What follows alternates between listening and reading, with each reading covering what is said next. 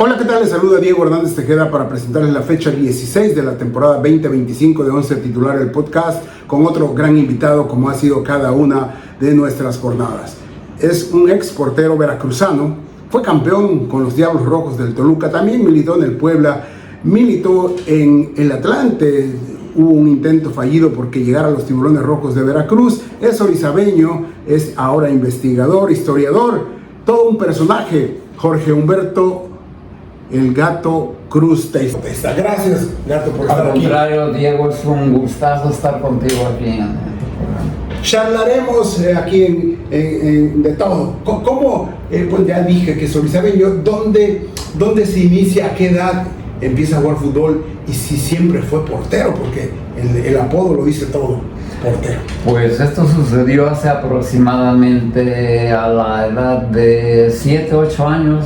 Yo me juntaba mucho con una familia de Orizaba muy famosa de los hermanos Guapillo, dos de los cuales jugaron con el Veracruz en segunda división. Yo me la pasaba con ellos ahí en su casa, yo no sabía nada de fútbol, los acompañaba a sus partidos, por supuesto los veía jugar en la calle, antes era lo clásico, ¿no? Jugar en las calles, estar ahí, y ahí aprendí a jugar. Un día les faltó un jugador, en uno de los partidos estaba en la tribuna y me dijeron, pues que entre el Gato.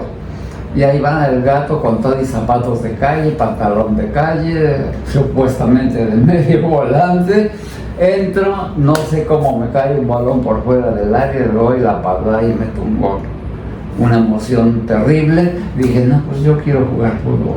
Así empecé. De mediocampista, ¿cómo se llamaba el equipo? ¿O era nada más en la calle? No era un equipo formado, pero empiezas como volante, ¿no?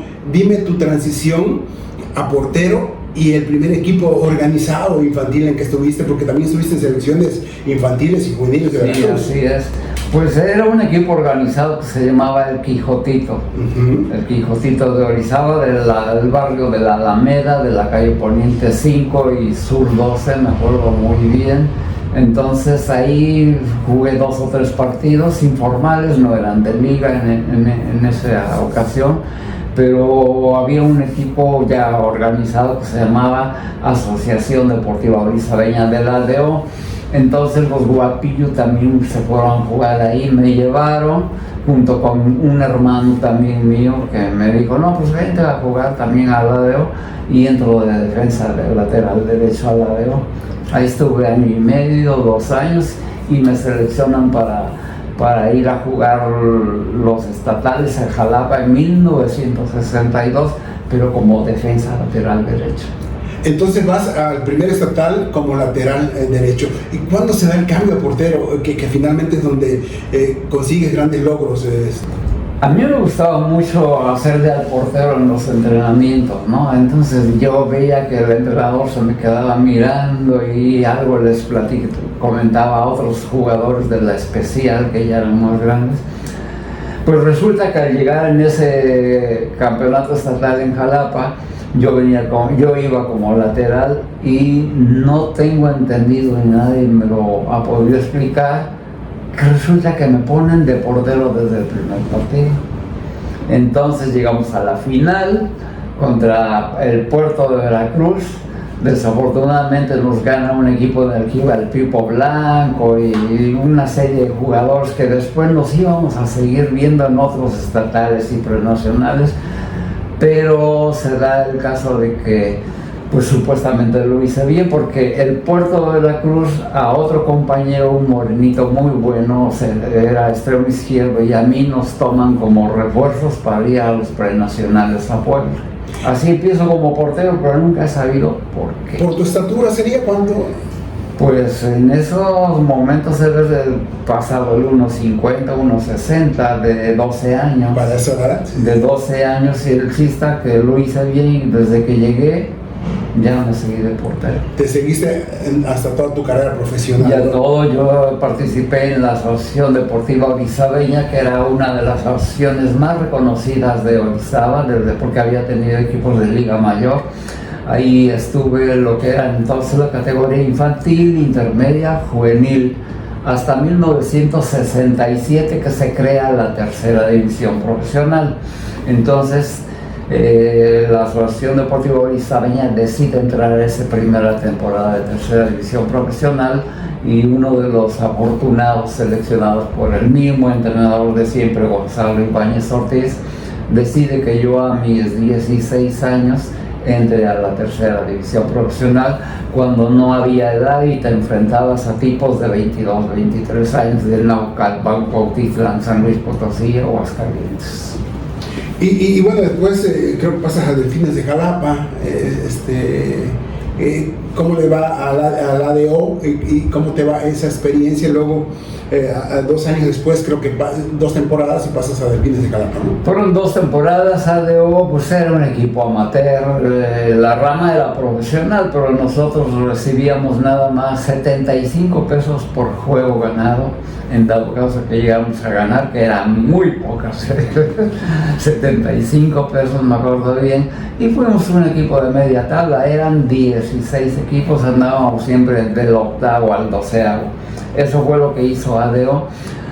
Estuvo las 2 temporadas, 67, 68, 68, 69, y yo estaba libre, entonces me mandan a traer de la ciudad de Jalapa, que también estaban los Delfines de la UV, y ahí estuve la 68, 67, 68, la 69, 70 con los Delfines de la UV. De la UV. Allí, ¿quiénes sobresalieron después, Gato? ¿Quiénes? De jugadores que hayan llegado a primera división, no, pero había excelentes jugadores. Me acuerdo de los hermanos Galván, del Dique, de Pepe Llamas, un jugador, un extremo derecho muy bueno. Estaba también Paco Portilla, que llegó a ser presidente de Córdoba. Él jugaba ahí. Hernán Guapillo, que sí había jugado en segunda división en el Orizaba, en los albinegros del Orizaba. Y aparte había otros jugadores muy interesantes con diferentes cualidades, pero que desafortunadamente o estudiaban o trabajaban y ya no pudieron seguir dentro del ámbito del fútbol. Una sola temporada de Delfines y llegas a Orizaba, donde hay pues el gran logro en la temporada. Llegas para la 70, ¿no? 71, pero en el 71-72 campeones invictos de la tercera división. ¿Qué recuerdos guardas todavía después de tantos años?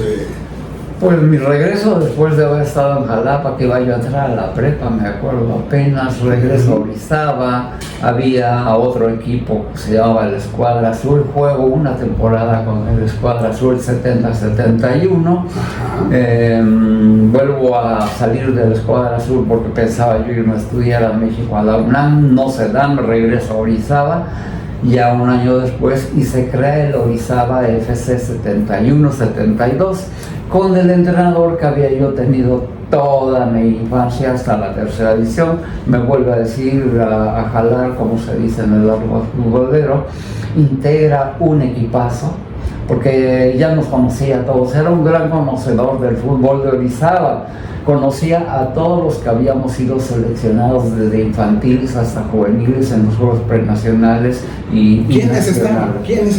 Recuerda, gente. De ese cuadro, a todos, y con gran cariño, porque es un equipo que no se ha vuelto a formar con esa calidad, ¿no? Pues estaba como porteros también Néstor García, estaba Héctor,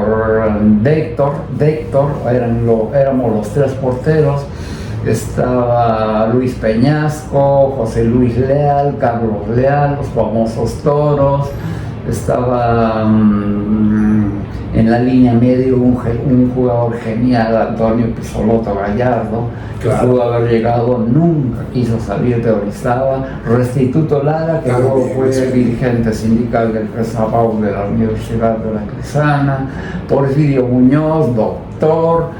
Alfredo Licea, extremo derecho. José Luis Suárez, la Zorra, que él sí llegó conmigo a Toluca y posteriormente él tuvo la oportunidad de ser campeón, goleador de segunda división, local en los Tecos de la Autónoma de Guadalajara, y también fue campeón goleador de tercera división. Ya tiene tercera y segunda. En esa temporada histórica de Orizaba. El Orizaba fue campeón goleador. 20 juegos sin perder, la final contra España de Veracruz, ¿no? Y qué juegazos. A ver, recuérdame. Qué juegazos. Veracruz siempre había sido nuestro coco y éramos los que siempre llegábamos a las finales, desde infantil hasta juvenil B y C, a los juegos estatales y a los estatales. Siempre o ganaba Orizaba o ganaba Veracruz, y los mismos jugadores que íbamos a las selecciones de Orizaba integran la mayoría del equipo Orizaba, y la mayoría de los que iban con el Puerto Jarocho integran el España de Veracruz. Claro. Entonces ya nos conocíamos hasta en la sopa, ¿no? Entre ellos el Pipo Blanco, el Chino Huidobro, el Mafufo que le decían, Piedritas, el Bonimaza, todos esos, y de Orizaba ya nos conocíamos. Entonces ese fue nuestro mayor rival en tercera división. A los demás no nos costaba tanto trabajo, incluso al clásico Orizaba Escuadra no nos costaba tanto, ni el clásico regional con los de Córdoba, pero los encuentros con el España de Veracruz, yo digo que la gente tanto de Orizaba como de Veracruz, del puerto, disfrutaba mucho de esos partidos, porque había una clase de jugadores, 22 jugadores, de los cuales 3 llegamos a primera división, pero todos tenían una calidad excelente. Ganan 1-0 en el Pirata ustedes, 1-1 de regreso, con eso se coronan el 16 de abril de 1972. ¿Qué recuerdas de ese empate que iban perdiendo, creo, y logran igualar y para quedarse con el título de tercera y el ascenso a segunda? Bueno, no precisamente íbamos perdiendo, sino que la final es a ida y vuelta. Ajá. La ida fue en el Puerto Jarocho. Como nosotros habíamos sido líderes invictos, tuvimos la facultad de escoger a dónde. Ajá. Entonces, lógico, siempre escogió uno la visita primero en la final. Escogieron venir acá, y lo que recuerdo pues es que di el mejor partido de mi vida. Di el mejor partido. Sí, creo que fuiste considerado. Yo he checado Ese día no me anotaba nadie, ni el Chicharito, ni Messi, ni Ronaldo. Ese día he visto crónicas de ahí, periódicos, porque ahora he estado buscando y me pasaste una información bastante buena de lo que tú tienes, que eres un historiador y un investigador de primera clase. Esa es otra cosa a los futbolistas, pero entonces sí veo que fuiste el gran, te sacaron en hombros, fuiste la gran figura, ¿no? Fue el partido de mi vida acá. Ganamos 1-0 con un gol de tiro de castigo. Me habían expulsado a la Zorra Suárez, por cierto, lo habían expulsado, ya no participó en la final de vuelta. Entonces regresamos a Orizaba y pues nosotros no teníamos asegurado todavía el título, a pesar de haber ganado acá, que ya era algo, ¿no? Claro. Pero el España fue a darlo todo a Orizaba. Desde el principio salieron, nos atosigaron, estaban dominando, y 0-0 el primer tiempo. En el segundo nos hacen el primer gol, se empata. Yo esa vez sentí que me habían echado un cubo de agua helada, y el público, que siempre estaba animando, silencio todo por el gol, y faltaban 20 minutos. Afortunadamente éramos de un equipo que nunca se dejaba derrotar, ¿no?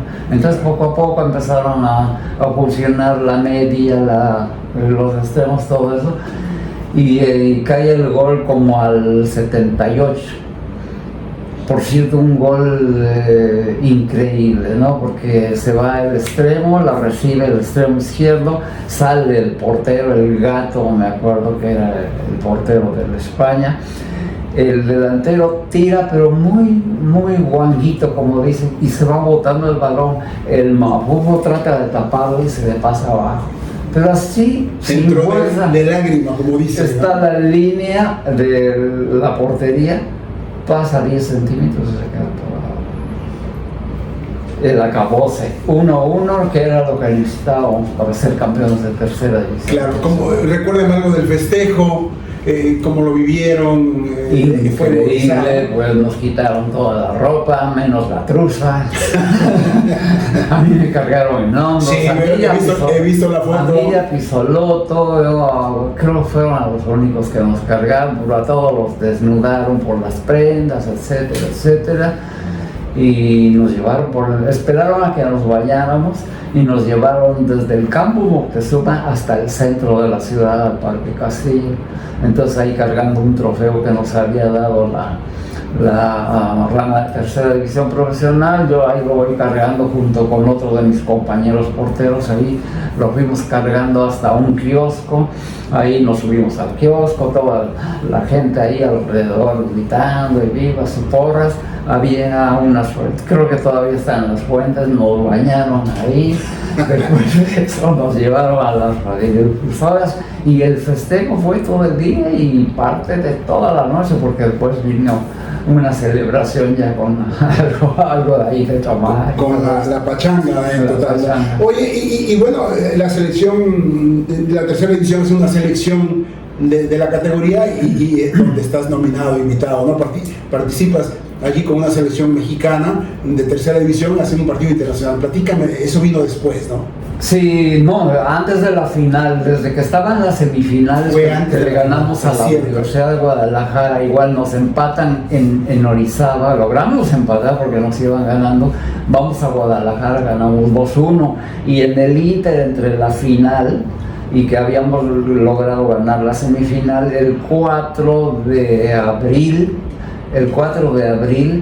jugamos contra el Green McAlpin de Bahamas y les ganamos 3-1 en Orizaba. Sí, es cierto, fue antes de... Es la única selección nacional oficial que se ha hecho de tercera división profesional hasta ahorita.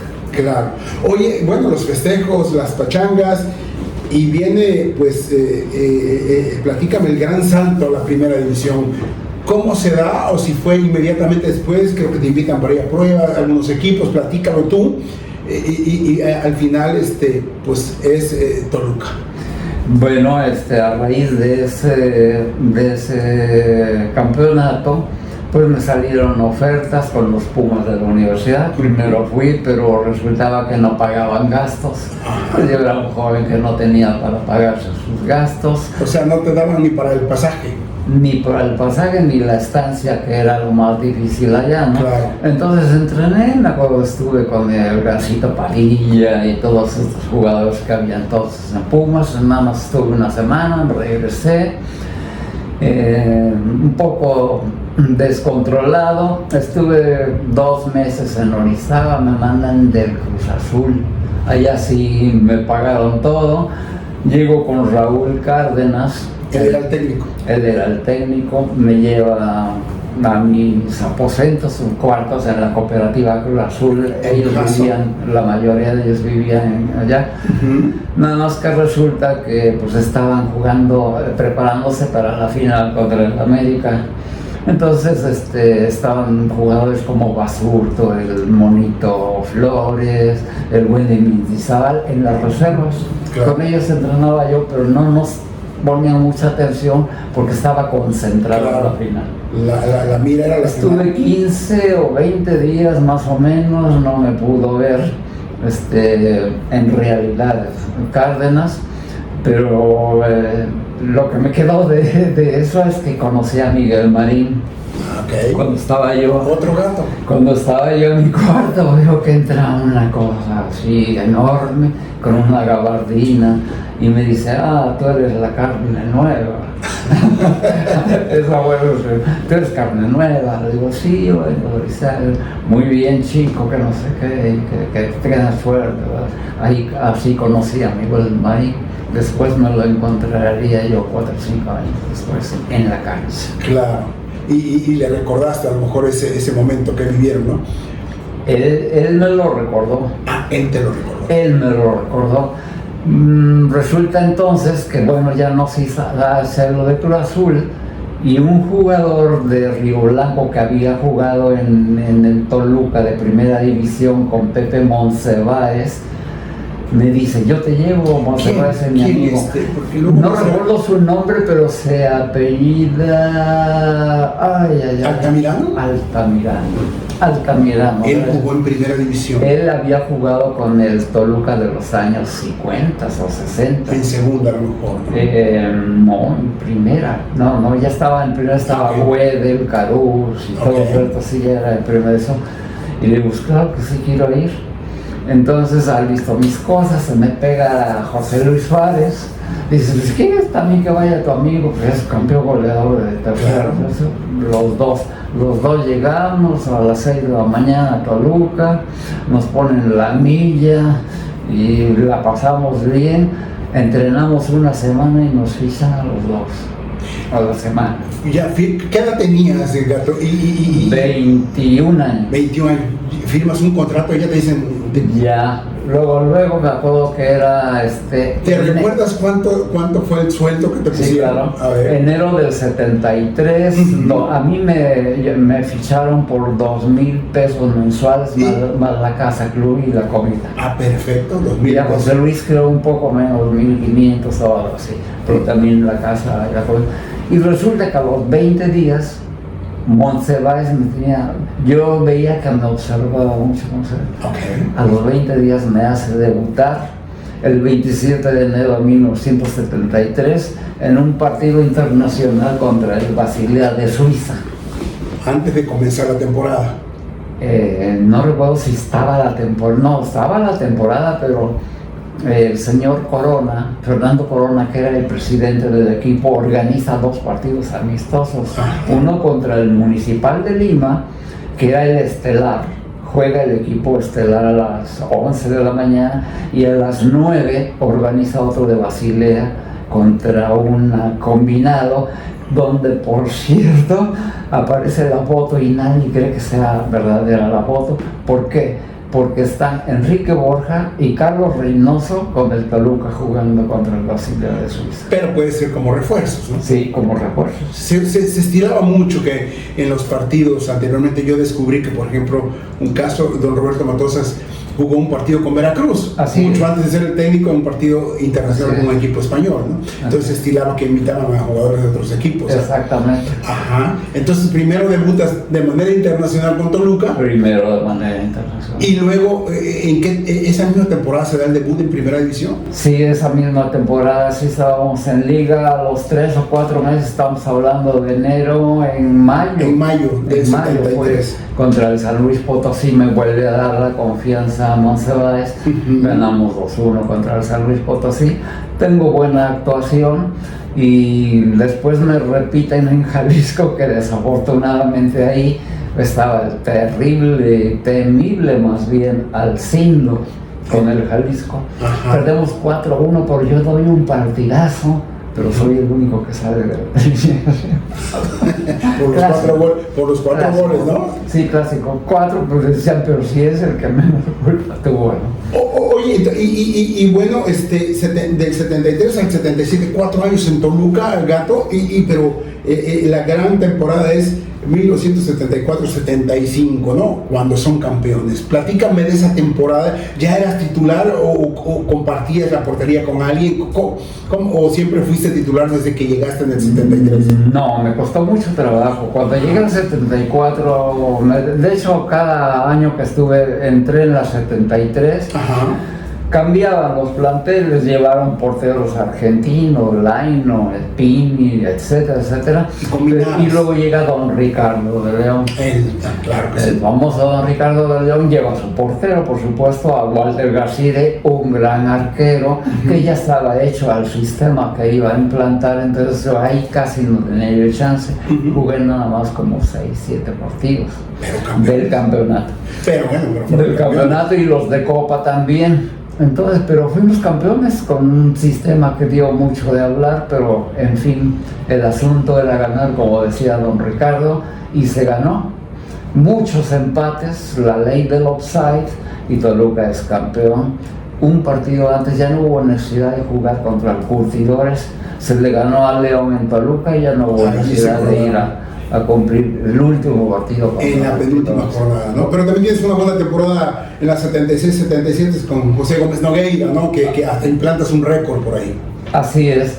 Se va Ricardo León por X razones, entra Carlitos Peters, otro gran entrenador que volvió a tener confianza, me da la copa, jugó toda la copa, muy buenas actuaciones, y luego llega Gómez Nogueira en el 76-77. Fue 76-77, sí. 76-77, él también me tuvo mucha confianza, incluso yo andaba a medio sueldo en Orizaba, me había oído, ya no quería yo nada de Toluca, y él fue el que preguntó, ¿y Teista dónde está?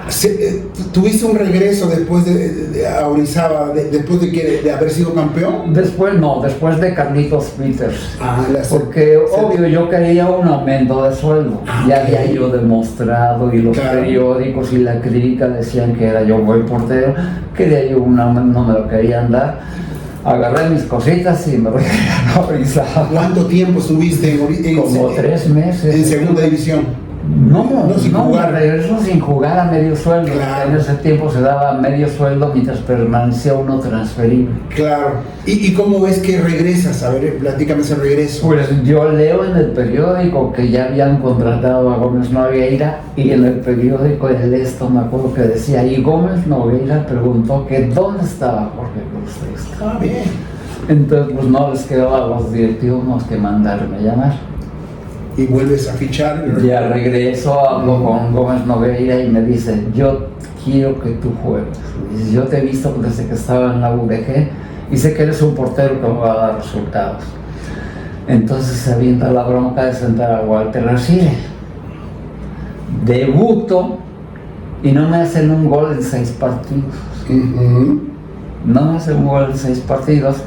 Implanto lo que yo considero que es el primer récord, porque nunca se había hablado de récords en cero de porteros. Sí, o de hecho no se llevaba mucha estadística antes como ahora. No se llevaba y no le daban tanta publicidad.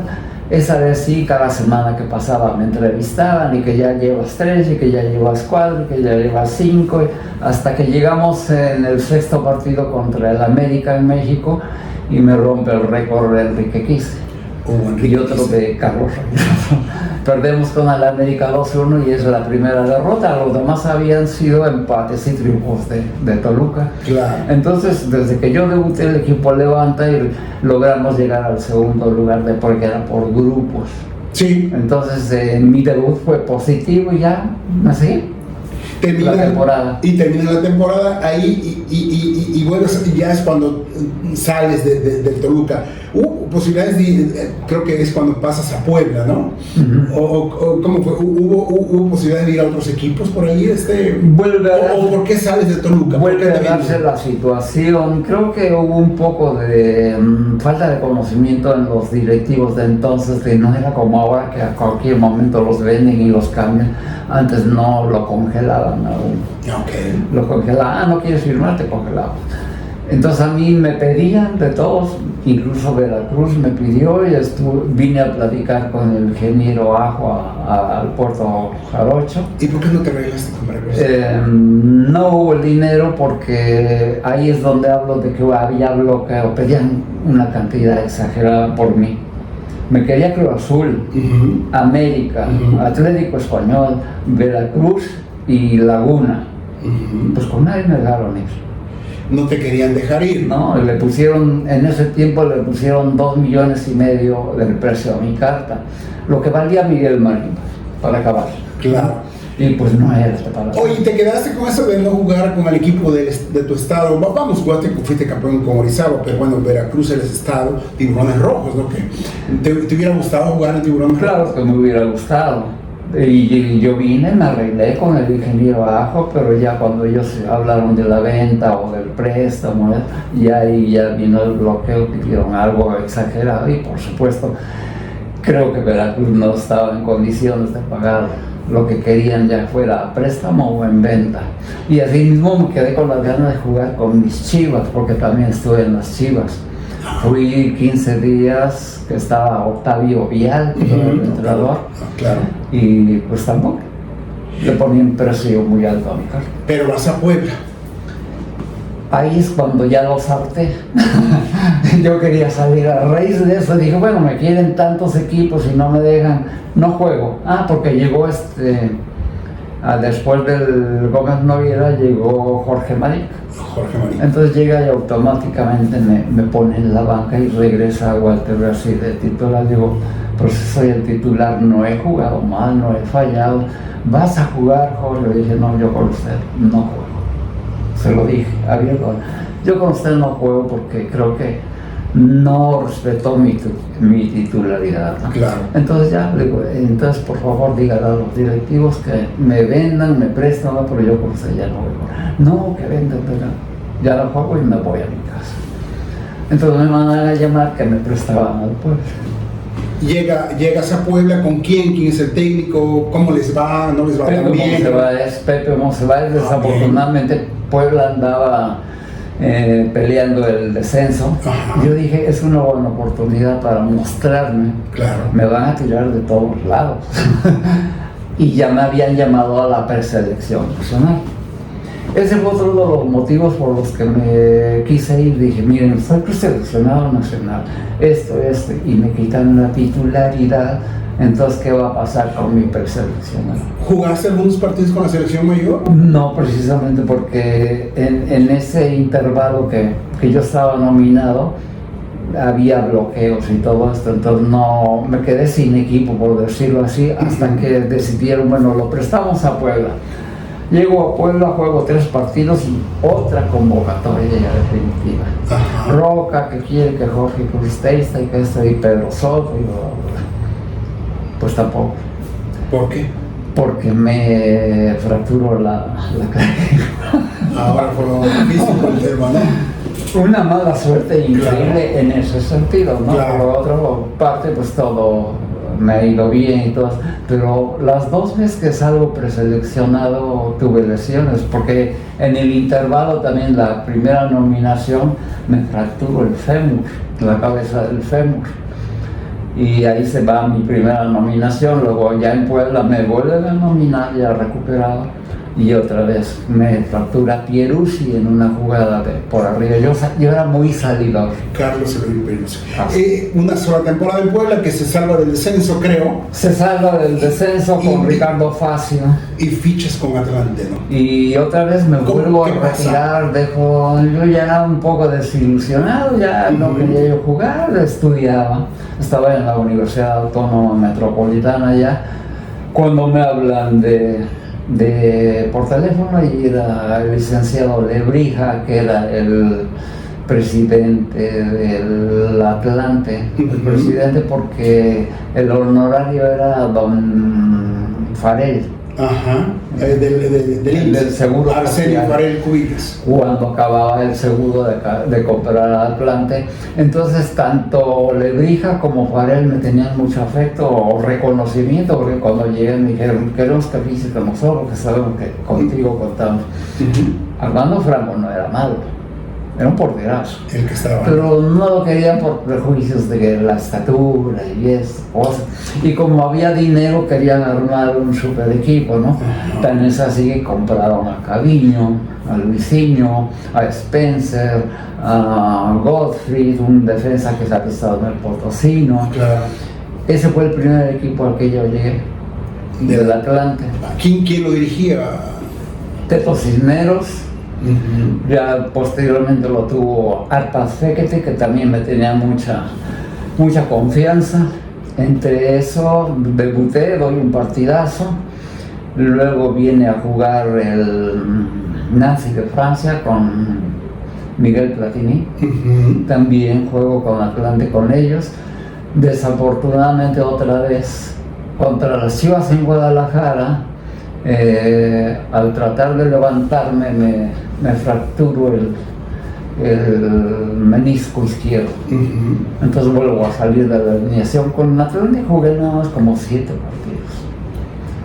Y tampoco anduvo muy bien Atlante, casi pelea con Veracruz, que Veracruz desciende esa temporada, ¿no? Creo que sí, ahí sí no me acuerdo bien, pero creo que sí, que a pesar de los refuerzos, fue cuando volvieron a reforzarlo más con el Ratón Ayala, Montes de Oca, Gonivas, Ayala, Moses, en fin, no había mucho dinero. Y entonces, pues terminando del Atlante, dejo de jugar un año para recuperar la lesión.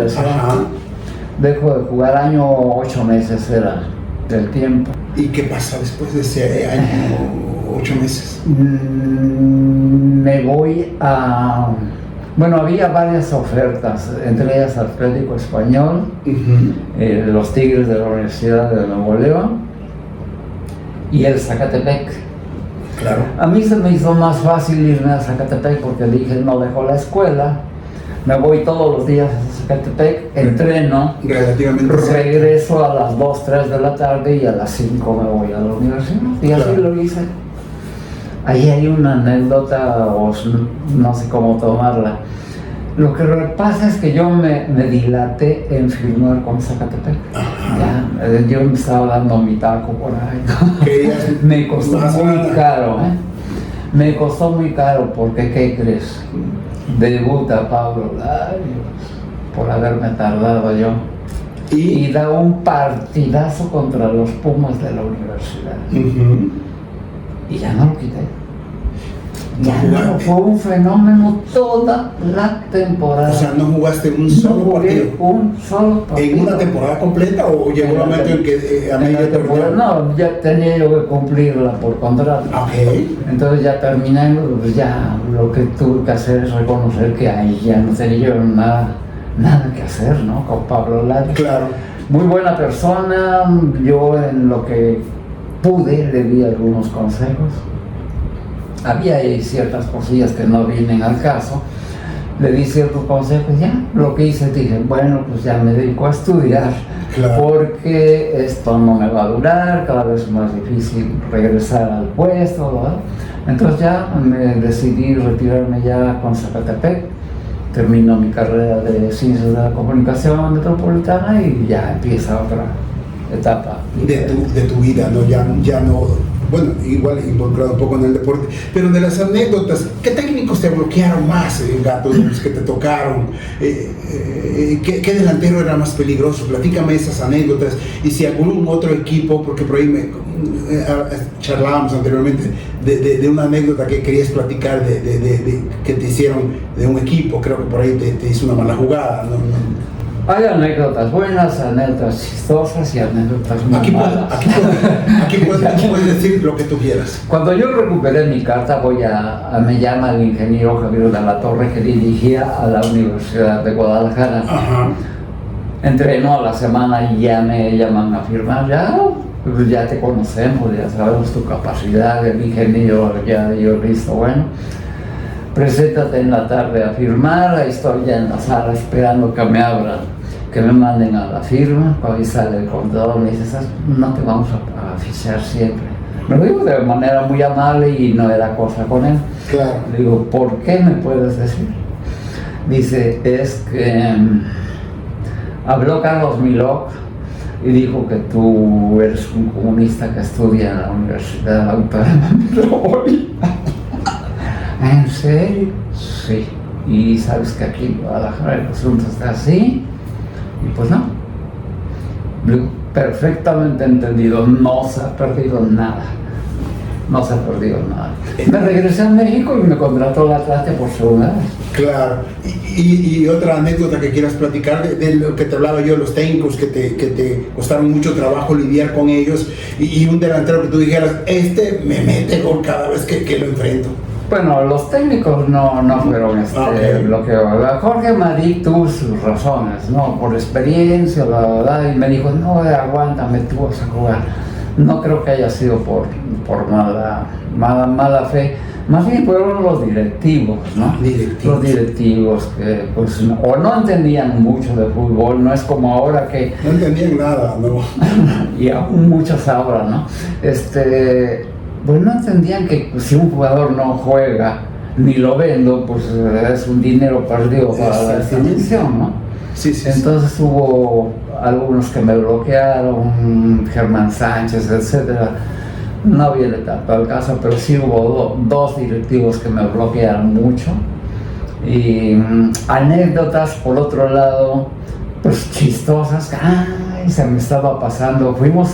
Cuando Toluca sale campeón, vamos a Los Ángeles a enfrentarnos contra el Borussia Mönchengladbach, que era el campeón de la Champions también. De la Champions. En ese año había sido campeón de México contra el campeón de la Champions y le ganamos 1-0 en Estados Unidos al Borussia Mönchengladbach. Y ahí en ese viaje se dio una anécdota que no se me va a olvidar, porque andábamos de compras en el centro, en la 7ª Avenida y Broadway, algo así en Los Ángeles, cuando andaba yo con Estupiñán, Víctor Extraños. Cuando Estupiñán pide su cuenta y le dicen, pues son $175, ya incluido el tax. Y dice, no, quítele el tax porque venimos en el autobús. ¿Cómo me acuerdo de eso? Por supuesto que pasan esas cosas, ¿no? A cualquiera que no domina la voy a quitar. Bueno, y decías que y el delantero que más te haya metido goles y que tú sabías que por arriba te iba a ganar porque tu estatura siempre fue preponderante desde que eras infantil y juvenil. Estaban en primera división en la época que yo jugaba de titular, Pata Bendita, Caviño, Hugo Sánchez, ¿quién más que era de los? El Pata Bendita, Hugo Sánchez, Caviño, pues no me pudieron anotar gol. O sea, un delantero que dije, arriba yo soy su cliente, ¿no? Se podría decir Calcindo, el día de los que nos hicieron 4 me hizo 2. Claro. Pero era yo apenas un novato, ¿no? Y nunca volvió a anotarme a mí Calcindo. ¿Qué te hizo falta en el fútbol? ¿Qué te hizo falta cumplir? ¿Qué tú crees me quedé con eso? Muchas cosas. Y más que nada fueron por mi carácter. Soy una persona que no se deja, que dice las cosas claras, ¿no? Yo si hubiera sido calladito y tal vez más bonito y obediente, hubiera yo hecho más. Pero no me arrepiento porque creo que fui auténtico, dije lo que tenía que decir abiertamente a directivos, a entrenadores, a algunos jugadores, a la prensa, también le decía yo las cosas como... Y creo que ese fue uno de mis defectos, por decirlo así. En México es defecto. En México es defecto. Exacto. Pero no me arrepiento, me sentí muy a gusto poder decir lo que sentía, casi soy, siempre he seguido siendo así, digo lo que siento. Pues me faltó jugar con la selección. Claro. 2 nominaciones, 2 malas suertes de fractura y de este y del otro. Me faltó ser más regular, o sea, jugar más temporadas, solamente fui una, me hubiera gustado jugar unas 5 cuando menos. Cuando yo me retiro tenía como para 8 años más, tenía yo 30 años. Pero las lesiones. Sí, y esa es otra cosa que pensé, dije, caray, menisco, el fémur, la clavícula, no, voy a quedar como cadáver de facultad. Entonces ya tengo que ir pensando en otra cosa y nunca dejé de estudiar. Yo hice 3 carreras. A ver, dime, porque vamos a entrar Jorge el Gato Cruz Teiza es, además de un gran futbolista, un gran portero, hizo una gran carrera, fue campeón en tercera, campeón en primera, no cualquiera lo logra, aunque juegue 20 años, él jugó menos, como dice, le faltó, pero fue campeón 2 veces y eso. Bueno, pues estudió 3 carreras, es investigador, es historiador y es un gran defensor, de eso quiero platicar más, de que la cuna del fútbol no es Pachuca, sino es Orizaba. Platícame. No, exactamente. ¿Cómo es? A ver, ¿cuál es la defensa que ha escrito 2, 3 libros? ¿No? Así es. Y él sí escribe bien, no es como Diego Hernández, porque bueno, se ha preparado mucho. Modestia. ¿Cómo está ese tema de la cuna del fútbol? La cuna del fútbol me salió. Yo desde niño siempre veía que Orizaba era la cuna del fútbol y nos sentíamos orgullosos, quién sabe por qué. Claro. Porque si uno pregunta en Orizaba qué es la cuna del fútbol y nadie sabe nada. Okay. No, dice, sí, es que aquí es, ¿no? Entonces ya estudié, pasó y en el 2001 llega a mis manos el libro de Pachuca, cuna del fútbol, de Carlos Calderón Cardoso. Sí. Lo leo y dije, no puede ser. Esto no es cierto. Esto no es cierto, ¿no? Es un historiador serio, egresado a la UNAM, y que diga esto. Sí, no cita, no analiza, no hace referencias, se cita a sí mismo. Pero esto no puede ser. Claro. Tiene muchos errores, trata de hacer parecer a Pachuca como un equipo en continuidad desde el Pachuca Athletic Club hasta el Pachuca del 2000, cuando fue en 1995 que lo toma Martínez. Dije, no es cierto. Pachuca desapareció de 1921 a 1935. Luego vuelven a aparecer hasta el 50 con la creación de la segunda división. Y luego tienen desapariciones como 5 o 6 entre el 50 y el 95. Pero Carlos Calderón, Cardoso la hila. Y por eso el centenario, dije, no, ¿de dónde es centenario? Equipo centenario, el Reforma. Ese sí, interrumpidamente. Aunque no se maneja la fundación, no se maneja la fundación, aunque haya desaparecido y luego vuelve a aparecer, si se cumple del mismo equipo un aniversario, por ejemplo, no puede ser. Es que no era. El Pachuca han sido 5 equipos diferentes. Okay. El Pachuca Athletic Club de 1902-1903, que se inaugura el primer campeonato organizado en México, eran puros británicos. Completamente puros británicos, hasta el 21, bueno, británicos y algunos mexicanos o nacidos aquí, hijos de ingleses y escoceses. Desaparece hasta el 35. Luego, cuando llega a la segunda división en 1950 con el licenciado del Rosal, pues es un equipo del gobierno del estado, nada que ver con un equipo de británicos. Todo club tiene principios, ¿cómo le llaman a sus estatutos? Claro. Una función social y deportiva, y no son la misma la de los ingleses que la del gobierno del estado. Okay. Luego pasa a la Universidad del Estado de Hidalgo, es otro equipo. Luego pasa a otro propietario particular que se llamaban las Garzas del Pachuca. Lo único que ha conservado el equipo es el Pachuca, referencia a la ciudad, pero los equipos han sido muy diferentes. Y cuando lo toma Jesús Martínez, por cierto, veracruzano, es un grupo empresarial que no tiene nada que ver con ninguno de los 4 anteriores. Okay. Entonces no puede ser un equipo el mismo. No es lo mismo decir Reforma Athletic Club, un club de británicos que hasta la fecha existe, con la misma función social. Bien. ¿Y Orizaba? En el caso de Orizaba, ¿cómo es? Orizaba, Porque también desapareció y ya ha habido segunda, pero con otros nombres, tercera. así es. Orizaba dicen que es zona cuna, pero no hay un argumento sólido, ninguna nota, ningún argumento, más que nada argumento. Lo que más llegan a decir es que por la cercanía con el puerto, ahí debieron haber llegado a jugar primero. Suponiendo que así fuera, pues el hecho de que se juegue un primer partido no quiere decir que ahí se la cuna. Claro, además yo soy de la idea, es una idea sin argumentos sólidos, sin estudios. Yo investigo, pero soy un investigador, como dicen, que lo he aprendido sobre la marcha por tener lo que hacer, no porque me preparé y estudié como lo has hecho tú. Pero yo digo, para que haya un partido tiene que haber 2 equipos, no nada más uno, ¿no? Entonces el otro equipo, ¿quién es, no? ¿Quién jugó el primer partido con Orizaba? ¿O quién jugó el primer partido con Pachuca? Cuando hablando del primer Pachuca, ¿no? Esas dudas son las que a mí me quedan como que por sentido común, no por historiador ni por investigador, ¿no?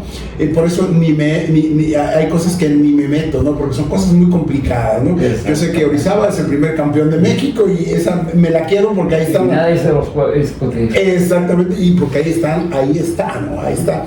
Pero el tema de que la cuna, el primer equipo, tiene que haber habido, para un partido, pues nada más que tiene que haber 2 equipos. Es tan absurdo el argumento de la gente de Pachuca. Por ejemplo, ellos Ahí negociaron un decreto de que Pachuca es la cuna del fútbol con el Congreso del Estado de Hidalgo, que ni le compete ni nada, en base a una nota que es falsa totalmente. Okay. Falsa. Y como dices tú, bien que lo señalas, hace falta otro equipo. El argumento, total, hacen su jugadita, su tamalea en el Congreso del Estado de Hidalgo, declaran a Pachuca cuna del fútbol mexicano, que ese es otro problema, no hay fútbol mexicano y patrimonio cultural inmaterial del Estado de Hidalgo, ¿no? Pero al salir del decreto, el licenciado que hizo la iniciativa dice: si bien es cierto que en Real del Monte el fútbol se consolidó, arraigó, fue el periódico El Minero el que dio nota de este partido. Está hablando de que se consolidó y se arraigó el fútbol antes que en Pachuca, en Real del Monte, y resulta que nada porque un periódico dijo que ahí hubo un partido que es falso. Ese es el argumento para decir que son cuna. Okay. Si aquí no arraigó nada. ¿Y los otros equipos que jugaron, como se regó, o nada más iban a entrenar el equipo, ¿no? O entrenaban solos y jugaban, cascareaban entre ellos? Pero que te digo que tu duda es muy valiosa, esa me la hice también yo. Pero el argumento de ellos es que, pero es que el periódico que dio nota del partido fue aquí en Pachuca, aunque haya habido 20 antes. Es un tema muy complicado, nos faltarían como 20 horas, Así es. Gato, para ¿qué está haciendo ahorita de sus investigaciones? ¿Viene algún libro? ¿Qué está haciendo? ¿Cuál es la labor de Jorge Humberto el Gato Cruz Teista? Bueno, también me dediqué a hacer la historia del fútbol de Orizaba desde 1892, que crean o se funda la fábrica de Yute Santa Gertrudis Yute Mill Company Limited en 1893. Hasta 1972, que es cuando nos coronamos los campeones invictos. Ahí ese marqué mi límite, no puedo... Infantil, semiprofesional, profesional, todo el fútbol de Orizaba. No exactamente, sino únicamente de equipos y de eventos que van más allá y que dan prestigio a Orizaba a nivel regional para arriba, nacional, internacional, etcétera. Claro. Oye, estoy platicando con Jorge el Gato Cruz Teista, que fue campeón con Toluca, exfutbolista, historiador, investigador, orizabeño, veracruzano, destacado. Yo siempre a mis entrevistados le pregunto, a lo mejor tenemos casi una hora platicando y todavía no te pregunto lo que tú quieres que yo te pregunte, ¿no? ¿Por qué? Porque uno pregunta lo que quiere o lo que con un argumento que tiene algo que quieras decir tú que yo no te pregunté, Jorge. Pues realmente lo has llevado para mi forma de ver, lo has llevado muy bien la secuencia, ¿no? Y pues algo así que haya sido importante que no me hayas preguntado, no creo que haya algo que tenga yo que agregar. Todo depende de la importancia que en este caso que tengas tú, que quieras saber de mi trayectoria, pero algo así que tenga yo que decir, no. Sí, bueno, es que nos enfocamos al aspecto futbolístico, pero bueno, también el tema de los libros no es algo muy común que se da en un ex deportista, un ex futbolista, una gente que es licenciado en comunicación, que ha estudiado 3 carreras, o sea, que se ha desarrollado de otra manera, además del fútbol, ¿no? Por supuesto, tengo por ahí tu semblanza, has hecho muchísimo, no nos alcanzaría, como ya lo dije, 3 o 4 horas para hablar, pero ya habrá una oportunidad de volver a platicar, por supuesto, con Jorge Cruz Teista, el Gato, y por eso mismo te preguntaba yo, a lo mejor, que tú consideras algo muy importante que quieres decir. Ya me abriste la mente con esa pregunta, y en la aclaración no alcanzaba yo, hay varias cosas, pero no alcanzo a saber cuál. Pues hay un mito, sobre todo entre los futbolistas, que no pudieron llegar a destacar, que es un argumento, un sitio muy común decir, es que mis padres me dijeron, o la escuela o el fútbol. Para mí es un mito porque yo estudié 3 carreras. Lo que pasa es que yo no me iba a galanear en las tardes como hace la mayoría. Exacto. Yo entrenaba y las tardes me iba yo a estudiar o inglés o francés o las carreras que estudié. En México estudié en UNAM, en Toluca estudié en el Estado de México. Regresé a México, al Atlante, a la Metropolitana. Entonces siempre se puede estudiar y jugar. Para mí que es un pretexto de aquellos que eran buenos jugadores, por cierto, pero que no tuvieron la oportunidad, esa es otra cosa, porque no había tantos visores en esto. Pero me suena a pretexto de que mis padres me dijeron que la escuela o el fútbol. Se pueden hacer las dos cosas y eso se lo digo a los niños que están en las escuelitas desde infantiles y biberones hasta arriba. Se pueden hacer las dos cosas, nada más hay que aprender disciplina, constancia y orden. Claro que sí. Bueno, ha sido una gran charla con Jorge El Gato Cruz Teista. Yo a mis invitados, yo he publicado 5 libros, del primero ya no tengo, pero le regalo mis 4 libros. No son como los que escribe, no es que ya lo dije, vuelvo a repetirlo. Todo tiene su valor y creo que estos libros tienen mucho valor. He oído mucho de ellos. Ajá, espero y que... te lo agradezco mucho, infinitamente.